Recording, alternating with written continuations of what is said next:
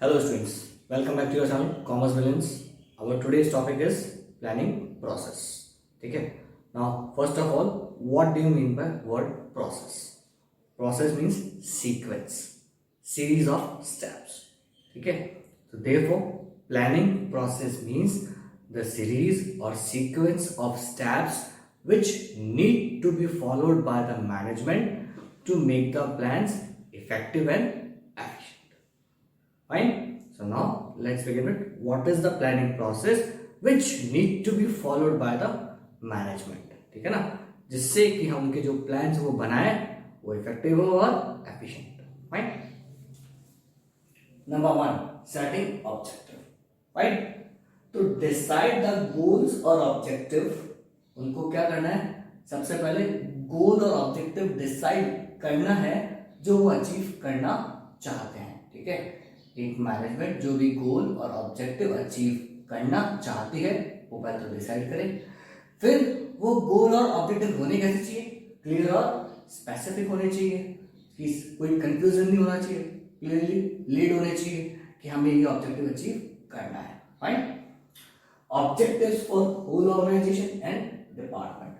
अब पूरी ऑर्गेनाइजेशन का भी एक ऑब्जेक्टिव होना चाहिए कि this is the ultimate objective और गोल which as an organization they have to achieve, whereas departmental objectives भी होने चाहिए which will help the organization in achieving its ultimate और main objective और goal. ठीक है. तो ये सब कुछ क्लियरली होना चाहिए, स्पेसिफिक होना चाहिए, यानी सबके लिए होना चाहिए. Is that clear? सबके का मतलब department wise. Right. Next point is developing premises. अब प्रीमिसेस का मतलब क्या होता है, अजम्पशंस. क्या होता है बेटा, अजम्पशंस. दैट मींस मैं आपने पहले भी पढ़ा था कि जब भी आप एक मतलब कहते हैं ना कि एक बिजनेस ऑर्गेनाइजेशन एनवायरनमेंट में एग्जिस्ट करती है, एनवायरनमेंट में एग्जिस्ट करती है तो एनवायरनमेंट बहुत रैपिडली चेंज होता है.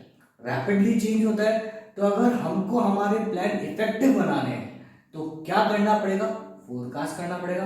किसको, फ्यूचर की कंडीशंस को, सिचुएशंस को जो एक ऑर्गेनाइजेशन के सामने आ सकती है. And on the basis of that आपको क्या बनाने हैं, plans. Right. So therefore anticipating और फोरकास्टिंग फ्यूचर इवेंट्स. आपको एंटिसिपेट करना है या फोरकास्ट करना है किसको, फ्यूचर इवेंट्स को, including them in plan so that it can be more realistic. और उन इवेंट्स को अपने प्लान्स में इंक्लूड करना है, मतलब उनको कंसीडर करना है क्या, प्लानिंग करते वक्त, ताकि जब फ्यूचर में कोई सर्कमस्टांसेस आए तो आपका प्लान ज्यादा से ज्यादा रियलिस्टिक हो, वो फेल ना हो. ठीक है. आपको अच्छे रिजल्ट्स प्रोवाइड करे वो. ठीक है. Next is your identifying alternatives. Identifying alternatives. Alternatives का मतलब क्या होता है, number of veg. That means to identify the number of options or ways through which objective can be achieved. अब आपने एक ऑब्जेक्टिव डिसाइड कर लिया, एक गोल डिसाइड कर लिया कि ये मुझे अचीव करना है, तो अब आपको ये भी डिसाइड करना पड़ेगा और ये भी देखना पड़ेगा कि उस ऑब्जेक्टिव को और उस गोल को अचीव करने के लिए how many number of ways are available with the management और ऑर्गेनाइजेशन.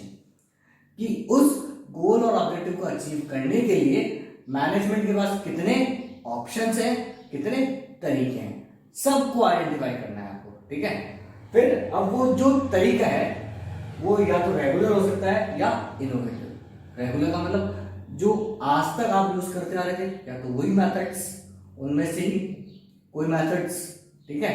या फिर इनोवेटिव की कोई नया तरीका आप फाइंड आउट करो. ठीक है.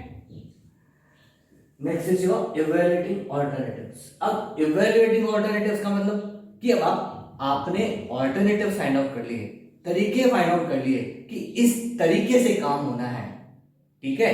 अब आपको ये देखना है कि जो जितने भी तरीके आपने निकाले हैं, वेज आपने निकाले हैं, सबके pros and cons to identify the pros and cons associated with the various alternatives in respect to cost, feasibility and benefits.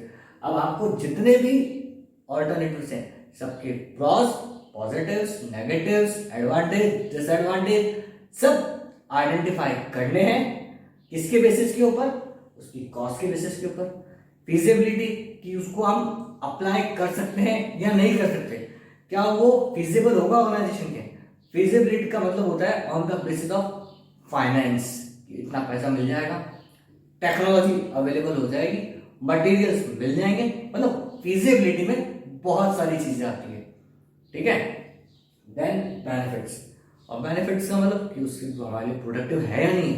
तो मतलब आपको प्लान्स मतलब objective, sorry not objectives, alternative specifically जितने भी ऑल्टरनेटिव्स होते हैं आपके सामने, उस ऑब्जेक्टिव को अचीव करने के लिए सबकी थॉरो स्टडी करनी है। थॉरो स्टडी कैसे करोगे? By looking at the pros and cons of each and every alternative. किसके बेसिस पे? उसकी कॉस्ट के बेसिस पे, फिजिबिलिटी के बेसिस पे एंड बेनिफिट्स के बेसिस पे। Fine. Next, selecting an alternative.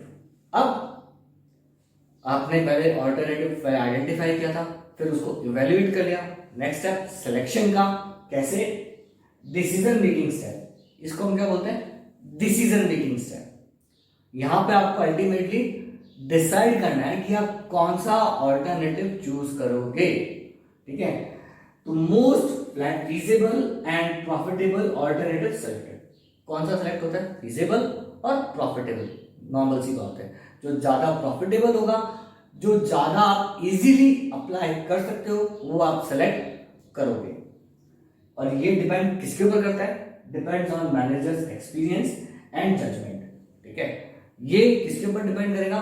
Manager के एक्सपीरियंस के ऊपर और उसके जजमेंट मेकिंग स्किल्स के ऊपर, कि वो कैसे, कितना एक्सपीरियंस है या क्या कैसे डिसीजंस लेता है, ठीक है। ग्रुप ऑफ प्लान्स में बी सिलेक्टेड, और इसके लिए कौन से प्लान्स? जो जरूरी नहीं है कि आप एक ही प्लान सेलेक्ट करो, ग्रुप ऑफ प्लान, छोटे छोटे कई सारे प्लान सेलेक्ट कर लो। इस तरह से हम इस ऑब्जेक्टिव या गोल को अचीव करेंगे, ठीक है। Next is implement the plan. अब आपको क्या करना है? प्लान को इंप्लीमेंट।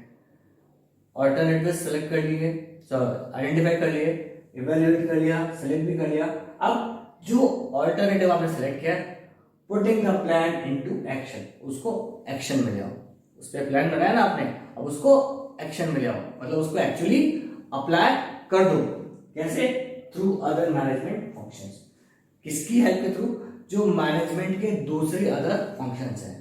अभी तक तो आपने सिर्फ प्लान किया है, अब उस प्लान को फुलफिल करने के लिए जो मैनेजमेंट के दूसरे फंक्शंस हैं, जैसे organising, staffing, directing, controlling, use them to perform the plan, तो putting the plan into action, putting the plan into work, ठीक है। Next is your follow. Follow up का मतलब monitoring the plans to know about the results, ठीक है। आप regular monitor करो किसको? प्लान्स को, और देखो कि क्या रिजल्ट्स आ रहे हैं, क्या रिजल्ट दे रहा है वो। इसका मतलब कि जो हमारा एक्सपेक्टेड रिजल्ट है वो आ रहा है या नहीं आ रहा है। और क्या देखोगे? And schedules followed are they same as plan. जो शेड्यूल वो फॉलो कर रहे हैं, मतलब जिस तरह से काम चल रहा है, तो जो हमने प्लान के अंदर शेड्यूल बनाया था, क्या उसके अकॉर्डिंग चल रहा है एज पर प्लान? मतलब पहला तो जो रिजल्ट्स आ रहे हैं वो हमारे एज पर प्लान आ रहे हैं, जो शेड्यूल चल रहा है वो क्या हमारा एज पर प्लान चल रहा है या नहीं चल रहा है। Is that clear? समझ में आ गई बात? तो हमको ये देखना है द स्केड्यूल और शेड्यूल व्हाटएवर वो किसके अकॉर्डिंग चल रहा है? प्लान के अकॉर्डिंग चल रहा है या नहीं, मतलब हमें डिजायर्ड रिजल्ट दे रहा है या नहीं। यहां डिजायर्ड रिजल्ट का मतलब है प्लान रिजल्ट, जो हमने प्लान किया था, हमारा जो गोल था या हमारा जो ऑब्जेक्टिव था। If not, corrective action should be taken.